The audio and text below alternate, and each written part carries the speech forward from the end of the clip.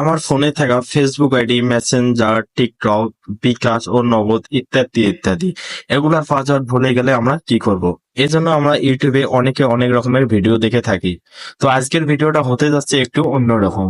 তো যাক, শুরু করা যাক। এজন্য প্রথমে আমরা একটা ব্রাউজারে যেতে হবে। গুগলে আমরা যাচ্ছি। এখানে সার্চ বক্সে আমরা লিখবো পাসওয়ার্ড পাসওয়ার্ড চেক। তো পাসওয়ার্ড চেক অপশনে চাপ দেওয়ার পরে প্রথমে যে অপশনটা আসছে গুগল পাসওয়ার্ড ম্যানেজার, এখানে চাপ দেব।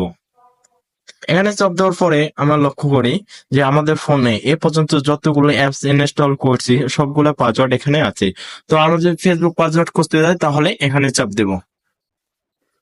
এখানে চাপ দেওয়ার পর দেখা যাচ্ছে কন্টিনিউ নামে একটা অপশন। তো কন্টিনিউ অপশনে আমরা চাপ দেব।